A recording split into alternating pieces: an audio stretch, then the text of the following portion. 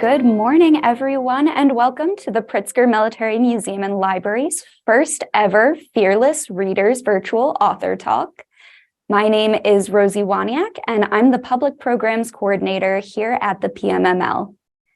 Today, we're going to be reading a book called The United States v. Jackie Robinson. Some of you might already know the name Jackie Robinson. He's most famous for being the first African American to play in Major League Baseball. Before him, baseball was segregated. Black and white players had separate leagues and couldn't play together. When Jackie started at first base for the Brooklyn Dodgers in 1947, he broke the color line in professional baseball. But that wasn't the first time Jackie Robinson stood up against segregation. The book we're going to read today is a true story of how he challenged segregation in the Army and was taken to court because of it.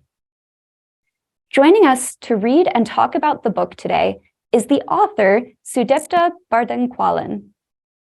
Sudipta is an award-winning author whose books include Chicks Rule, Duck, Duck, Moose, Tyrannosaurus Rex, and the Per Maid's Chapter Book series, in addition to the book we'll be reading today. She's been visiting schools and libraries for 15 years to talk to kids like you about writing, reading, and finding their voices. She lives in Princeton, New Jersey with her husband, 3 children, and an adorable pug named Roxy. We'll have a little time at the end of today's program to answer some of your questions.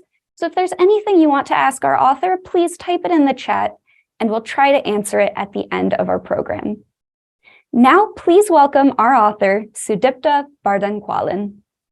Hello, everyone. I am so excited to be here and I'm so excited to share my Jackie Robinson book with you today. What we're going to do is we're going to jump right into the story because I'm sure that's what you guys are most excited about. And then, like Rosie said, we're going to have time for questions and some discussion at the end. All right? So Rosie, if you wouldn't mind going ahead and sharing the book with us. There's the cover, the United States v. Jackie Robinson. Move forward. Long before anyone had heard of Rosa Parks, a guy named Jack refused to move to the back of the bus. And like Rosa, Jack made history too. Jack Robinson grew up in Pasadena, California, at a time when the public pools were open to Black children only once a week, then drained immediately afterwards and refilled with fresh water for the white children who swam the rest of the time. Segregation was the reality of American life. Most white people would not share schools, restaurants, bathrooms, water fountains, or seating areas with Black people. White lawmakers in the South actually passed laws requiring Black people to stay away from places that were labeled whites only.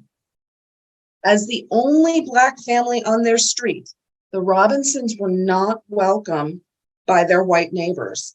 Some even started a petition to get the Robinsons to leave, but Jackie's mother, Mally, wouldn't go. She made it clear to any and all that she was not afraid and that she wouldn't allow anyone to treat her family badly. Mally taught her children to stand up for what was right, even when that was difficult to do. Jack learned those lessons well. Even as a child, Jack was good at sports, so much so that kids at school would bribe him with treats from their lunches if he played for their team. As he grew up, his name and athletic feats were regularly in the newspaper. Jack and Mally dreamed that his talent would unlock doors for him, especially to college. When the University of California, Los Angeles recruited Jack to play for them, that dream came true. Jack became one of the most successful college athletes in the country. He won games, he broke records, he sealed championships. But a lot of people still saw him as only a Black man. On the football field, opponents would go out of their way to hit him, whether he had the ball or not. Even Jack's own teammates once used practice as an excuse to tackle him so hard that they severely sprained his knee. Black athletes weren't supposed to argue with white coaches, referees, or players. They were supposed to feel lucky that UCLA let them play at all. But Jack never forgot his mother's lessons. On or off the field, Jack wouldn't back down from anyone who treated him unfairly.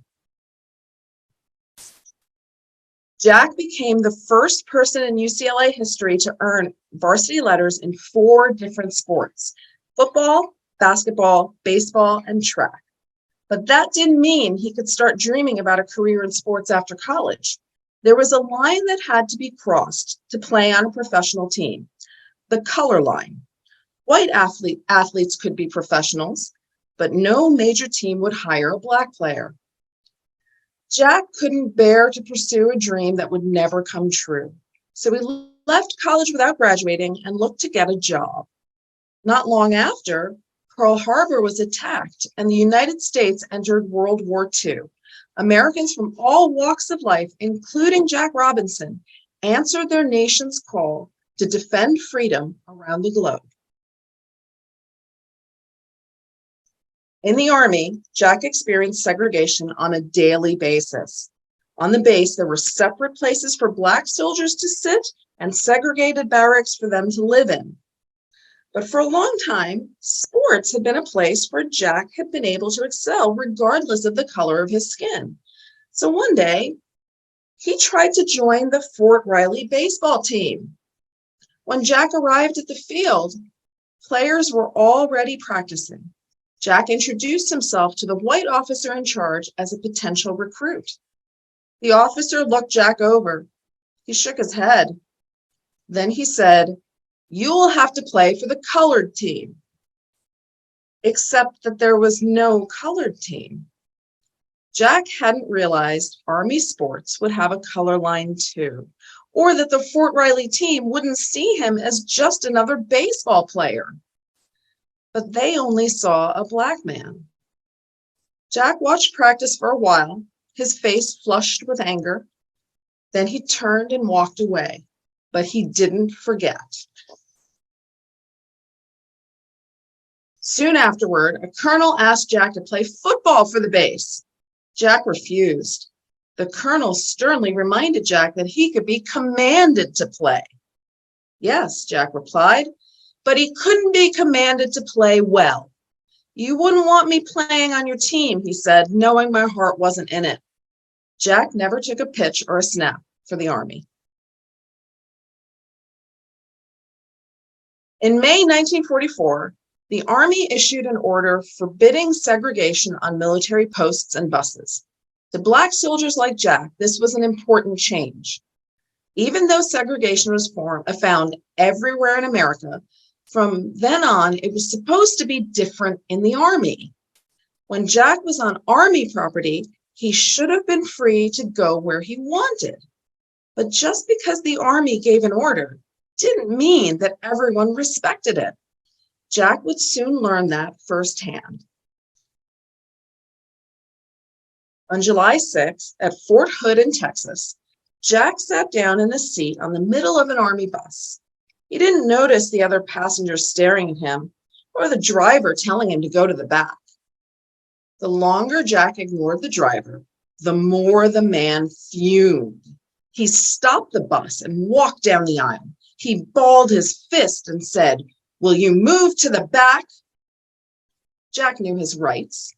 He didn't argue, but he didn't get up either. The driver glared. He warned Jack there was trouble coming. Within moments of the bus arriving at Jack's stop, a crowd of angry white people surrounded Jack, yelling at him to know his place, calling him names. The crowd didn't see an officer in the United States Army. They only saw a Black man. When the military police arrived, they didn't detain any of the white people who had been shouting and making threats. They didn't discipline the bus driver for trying to segregate an Army bus after the Army had forbidden it. Instead, they decided that Jack Robinson was the one who was wrong.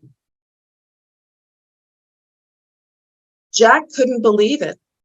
He had been charged with 2 crimes. This wasn't a misunderstanding or a mistake. Jack would be taken to trial before a military court called a court-martial. If he was found guilty, his Army career would be over. He could go to jail.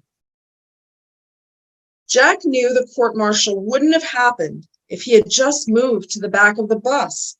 He worried how this would affect his reputation and integrity. But Jack also knew that he had done the right thing. Jack remembered what his mother taught him. He was ready for this. On August 2nd, 1944, the case of the United States versus Second Lieutenant Jack R. Robinson began.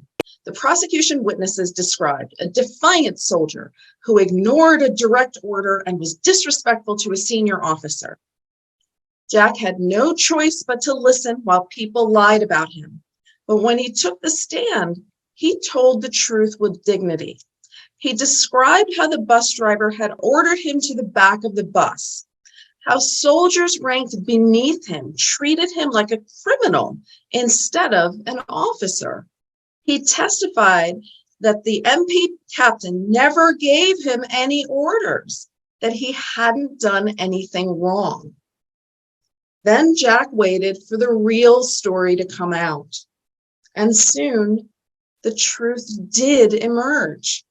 Several of Jack's commanding officers testified about his excellent character and leadership skills.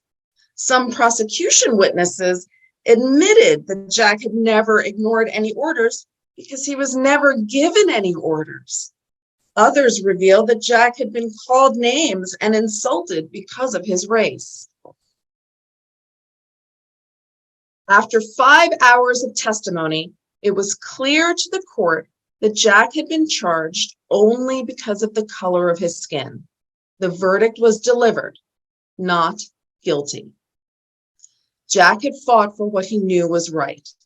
He had stood up to prejudice and discrimination and exercised his right to sit wherever he wanted on a bus. He was one of the first Black Americans to challenge a segregation law in court, and he won.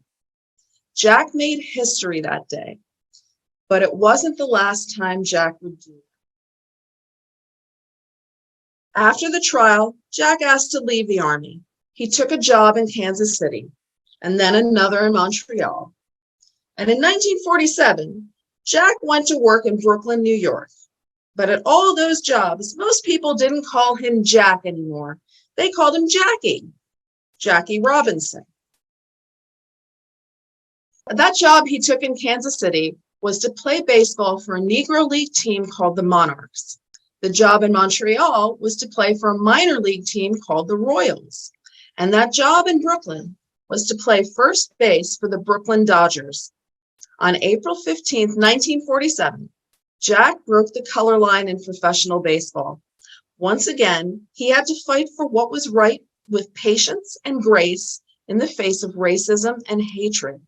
And once again, he made history. By then, Jack had had plenty of practice doing both those things. The end. There's a big old timeline in the book if you're interested in any more of the historical events that happened, not just in Jack's life, but in American history around the events of this story. Right? I hope you guys like that book. I have not read it in a while, and I've forgotten how much I enjoyed reading it. So thank you for that chance. Thank you so much, Sudipta, for reading the book for us. It was my pleasure. Like I said earlier, we do have some time to talk a little bit about the book. Sudipta, just to start off, you've written so many children's books, and I want to know, what is your favorite part of writing, and what was your favorite part of writing this book specifically? That's a great question. Thank you for asking. So there are a lot of things I like about being an author. One of them is that nobody tells me what to write about. I get to write about the things that I'm interested in. And if I'm interested in writing a book about cartoon chickens one day, and then a book about Jackie Robinson the next day, I get to do that. And as long as I can find a way to tell a story in an interesting way, there's a chance I can get it published and then share that story with lots of other people around the world, which is a really cool feeling. Another thing that I really enjoy is that when I start, if you think about it, it's just me and my imagination when I start most books, right? Whether I'm coming up with an idea that's fiction that I'm going to make up completely, or an idea that's nonfiction that I then go and research. Either way, it's just me and my imagination. But then at the end, there's a real book. There's a real book that didn't exist before I made it that I get to pick up and read, and my kids get to read, and kids all over the world get to find in their libraries and read. And it's a really cool feeling to be able to put something good into the world that didn't exist before I did it. That's actually one of my very, very favorite things. But the other thing, I'll tell you a secret. When I am working as an author, but I'm not talking to kids or grown-ups or teachers or something, when I'm working, I am barefoot in my bed in my jammies. And that is a great way to spend your career. And in terms of this particular book, what got me interested in this, it's kind of a fun story. Mainly I write fiction. Mainly I write, stories that I come up with from my imagination.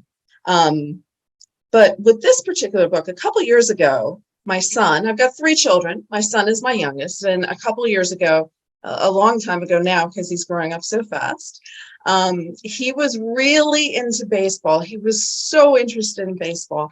And you know how I said that I get to write about the things that I'm interested in? Well, as it turns out, when my kids are really excited about something, I get really interested in it as well, except that I am not the biggest baseball fan in the world. It's not really a sport I connect with, but my son Sawyer was so excited about baseball. I wanted to find a baseball story that I could tell for him, right? So I wanted to find something, a story that wasn't out there that I could tell that would kind of be dedicated to Sawyer, right? But like I said, I'm not crazy about baseball. I went to the library, started reading about all sorts of baseball players, and was having a really hard time until I realized that while I wasn't crazy about baseball, I do really love history, especially American history, and anything that has to do with ordinary people kind of standing up and doing the right thing. I think that those are such important stories. And so as I was doing research on Jackie Robinson, I found this story about him being in the military and fighting, being arrested for not moving to the back of the bus. I thought, what an interesting story. And I couldn't find it told for kids anywhere. And what was really interesting is I think most of us know the story of Rosa Parks and how she refused to move to the back of the bus and how that changed a lot of things in our country. Well, Jackie did this, I think, 11 years before Rosa Parks did it.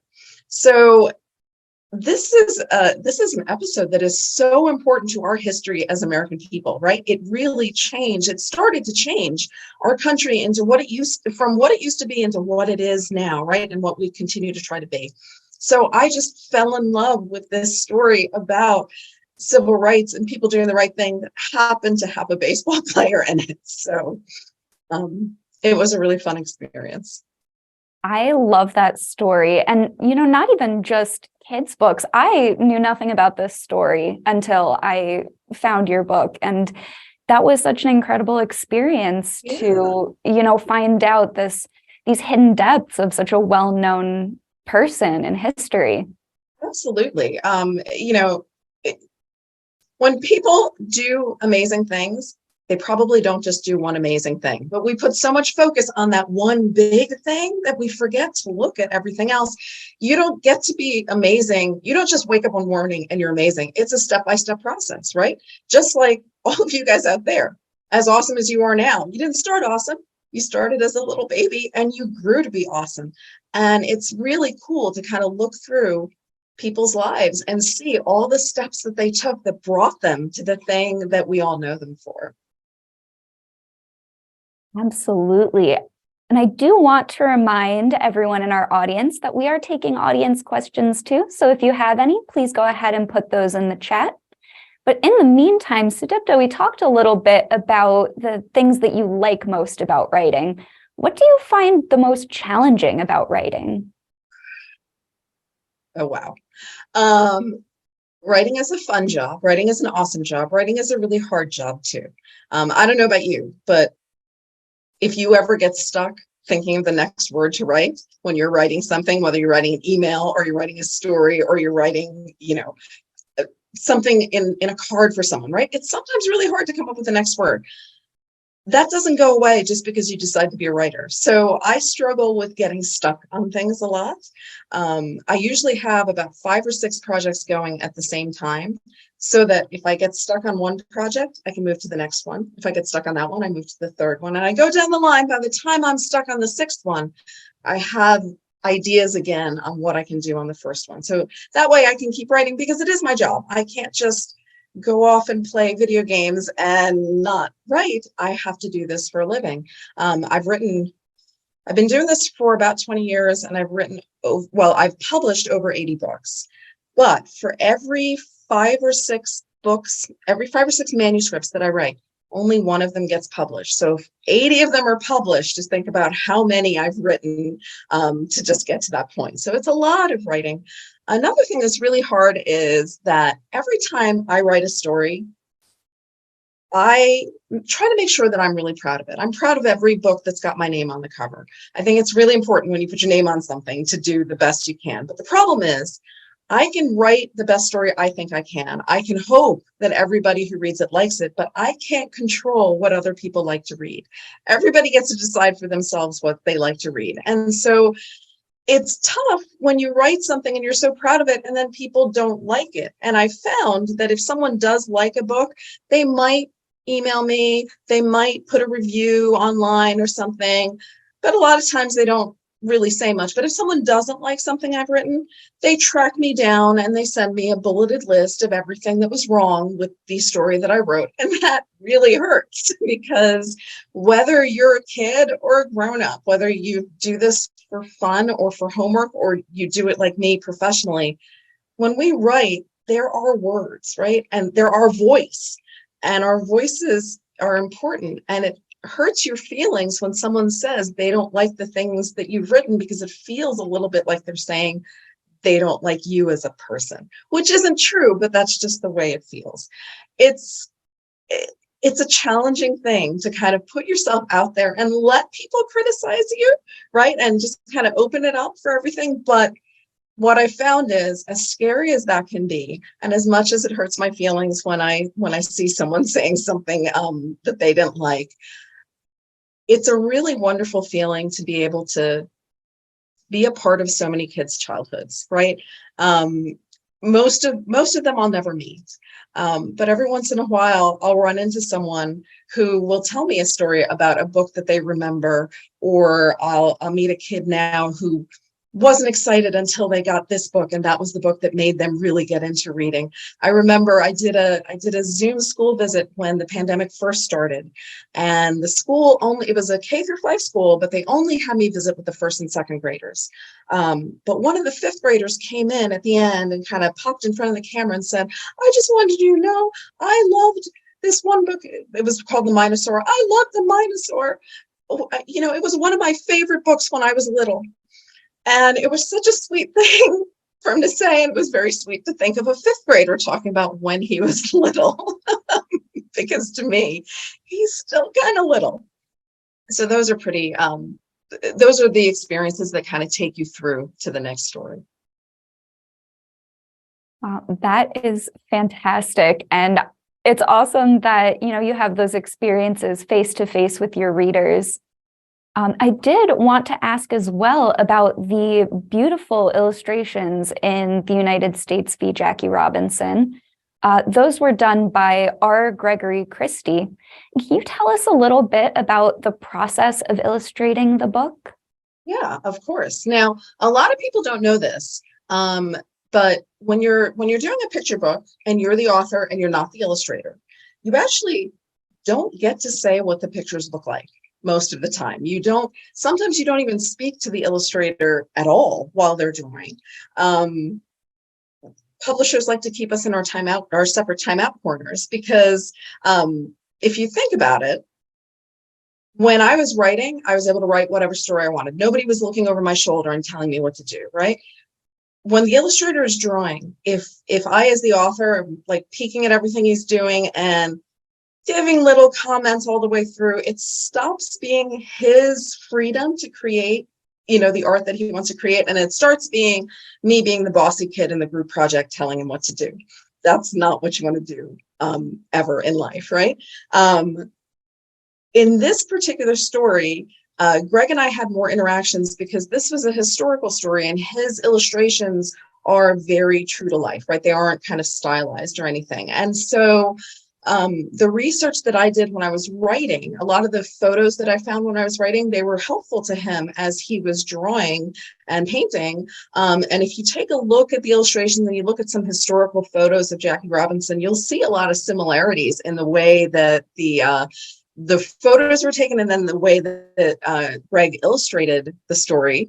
One interesting thing was in this book, I talk about how Jack sat down in the bus and he wouldn't move. Detail in the real story, which is Jack actually went and sat down next to a woman he knew who was the wife of another officer that he knew. And this woman was a Black woman, but she was a very light-skinned Black woman. And people think that the bus driver may have thought she was a white woman, and then Jackie Robinson went and sat down next to her, and that was part of what made the bus driver so angry, right? And so in the first illustrations that Greg did, because that detail's not in the story, he just showed Jackie sitting on the bus seat by himself alone, which wasn't historically accurate. And so I had to go back and kind of tell him, no, this was the larger context, because it makes a difference, right? It makes a difference whether Jackie was sitting alone or whether there were other spaces on the bus or whether that was the only spot and he was sitting next to someone who he was. An interesting experience for me because it's so different to have that back and forth between the author and the illustrator. But when you're writing something that is historical, you do want to make sure it is as right as possible for the people who are using the book as maybe a starting point to do more research, right? You want them to leave with the right facts. That is so interesting that you had that communication. You were able to capture so much more of the story than was actually in the text through the illustrations. I'm curious, do you have a favorite illustration in the book? I have a favorite illustration. Let me see. They all have a lot of energy to them and a lot of emotion to them. It's one of the things that I think, as much as this might be a little trite, the triumphant picture at the end is just kind of what I carry with me about Jackie Robinson, just this feeling of going through all of that adversity, right? And then coming out and having the world acknowledge you've done the right thing and just kind of on his face. I really like that. I like the expression. But what's nice is joyful, he's triumphant, but it's very clear it wasn't easy, right? I mean, it's very clear that there's a lot of emotions going on. And I think that that's true in life, right? Even when we win, right? There are a lot of other emotions that go through that feeling of joy. So that's one of my favorites. Fantastic. Well, we do have a question from our Q&A here. Okay. Do you illustrate any of your stories or do you always work with an illustrator? I do not illustrate any of my stories because I cannot draw at all. So I have always worked with illustrators. I've worked with a few illustrators more than once, but mainly it's been different illustrators for all the different books that I've done, which is kind of weird. Because you build a little bit of this relationship, right, with someone when you're working on this book. Your book it's like a baby, right? Like you're raising this book together. You're so invested in it. And then it's weird to not be working with them again. But it is important in publishing for all of your books to kind of look unique, which is why a lot of times you don't see authors and illustrators paired up together. Now, sometimes people ask me, do I like all of the illustrations in my books? And my official answer is yes.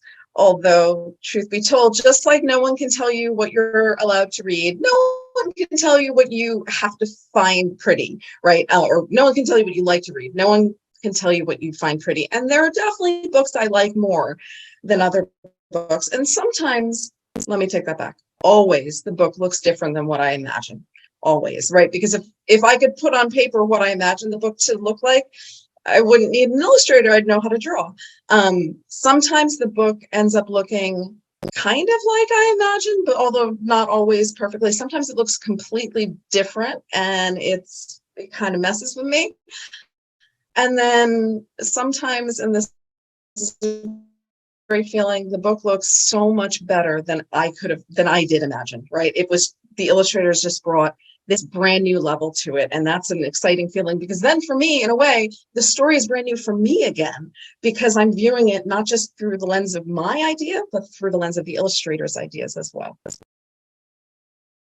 Awesome. So we've talked about some of the different parts of writing a book here, like research, writing, illustration. Start to finish, how long does it take to write a book? That is a great question. How long does it take to write a book? Well, it depends a little bit on the type of book that you're writing. Believe it or not, shorter stories like picture books take a lot longer to write than chapter books or novels.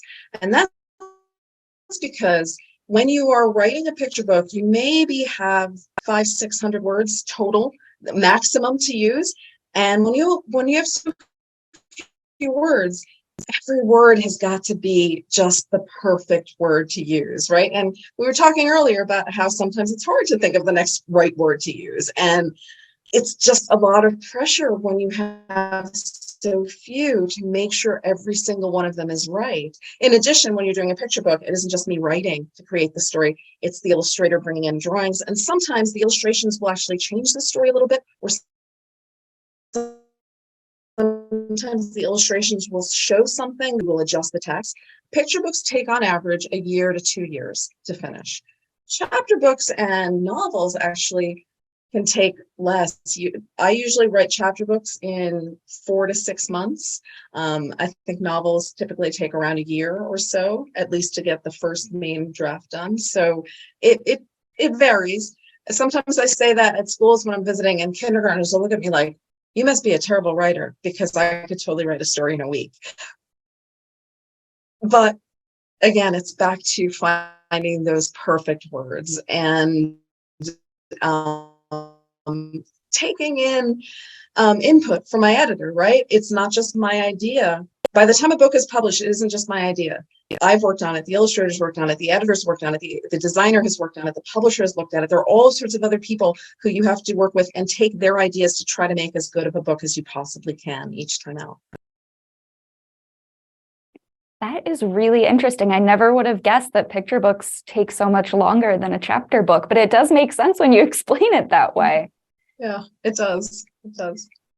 So another question I have for you is, what inspired you to be a children's book author? Well, that's a great question. I actually never, ever, ever thought that I would be an author when I was growing up, right? When I was a kid, we didn't meet authors. We didn't have authors come to the school. We didn't see them in the libraries doing readings. We didn't really have that experience. I knew that an author had written all of the books in the library, right? But I didn't really think of them as a real person the way I would think of a doctor or a fireman or a lawyer or policeman, like any of the people that you would run into in life that felt real to you. Authors didn't feel as real to me. I actually thought I was going to be a doctor because my parents wanted me to be a doctor. And I went all the way through college thinking I was going to be a doctor. And halfway through college, I realized that there are germs in hospitals and germs are really gross. And I did not want to have anything to do with that. But even then, I didn't think of being an author. Then I thought, I'll be a scientist since I'm halfway through my biology degree. And I was actually doing a PhD in developmental neurobiology at Caltech, as one does, before I had my daughters. All of a sudden, I realized I had all these stories I wanted to tell them. And I thought that maybe other people would enjoy these stories as well, which sounds like a great idea in theory, except that I didn't actually know how to write yet. I thought I could write because I could read, right? But the thing is, being a good writer takes just as much work as being good at anything else. If you wanted to be a professional baseball player, you wouldn't just show up at the baseball field with a bat and just walk on the field, would you? No, you would spend a lot of years practicing and learning and working hard. And if you want to be an author, you have to do the same thing. So first, to realize that I was not a great, I kind of decided that this is what I wanted to do, at least for now. I hate to say that this is what I want to do when I grow up, because I don't feel like I've grown up yet. But for now, at least, this is what I'm doing. It's a twisty road for me. That's great. Well, it sounds like your kids were a big inspiration for you becoming an author. Did they like reading your books growing up?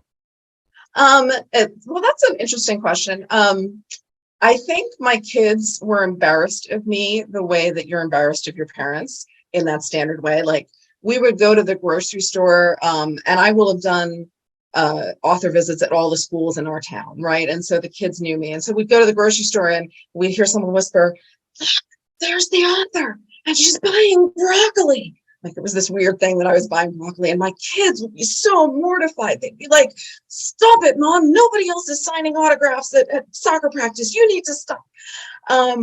So like, I used to think that maybe they were just really embarrassed by it. I think now that they're older, it's pretty clear that they are proud of me, although, like I said, they're kind of, it's tempered by the embarrassment you feel by your parents at all times.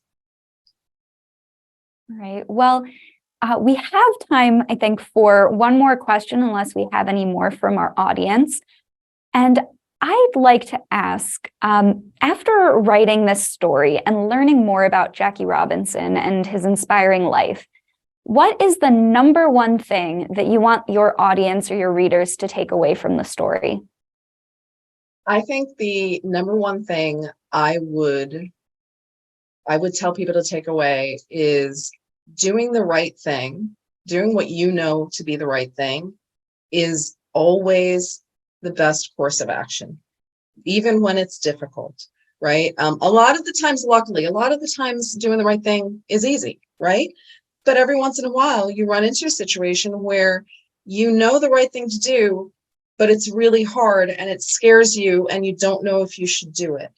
But I think Jackie's story really showed me that like I said, it wasn't one moment that made him an amazing person. It was a lifetime of standing up for himself and doing the right thing. This was a man who enjoyed sports so much. He'd been playing sports since he was a kid, right? To go to the Army and say, well, if you don't respect me enough to let me play on your baseball team, I'm not going to play anything. That must have been really difficult for him, right? To give up this thing that he really loved. But it was the right thing to do for him to say, I'm worth more than that. You can't just use me when you feel like it and ignore me the rest of the time. There were so many examples in this book and in the research I did about him of where he could have taken the easy path, but he chose to do the right thing. That it was really inspiring to me. So I hope that people walk away with that idea. And then just as a little subset, I'll say, as a mom, I will tell you, I really enjoyed what a big influence Jackie's mom had on his life and his choices. And not just him. I didn't realize this before, but Jackie's older brother, Mac, was also a world-class athlete. He was in the Olympics and he broke the speed record for the 100-meter at the Olympics, I think in the 1930s. I don't remember exactly what year. But no one remembers his name. You know why? There was one guy who was a little bit faster than Mac Robinson, and his name was Jesse Owens. And so as a mom, it's like, wow, this woman really did the right thing by her kids. She raised all of her kids to be at the best that they could be. And you can kind of see that in just their stories, right? In Jackie and Mac's stories. Thank you, everyone in our audience, for joining us today for this special program. I hope you all had fun and learned something new and interesting. Thank you again, Sudipta, for joining us to read and talk about this excellent book. And to our audience, to learn more about family programs at the Pritzker Military Museum and Library, please visit us online at pritzkermilitary.org/family-programs. There you can find all of our upcoming family programs and sign up for our newsletter. Thank you, and we hope to see you again soon.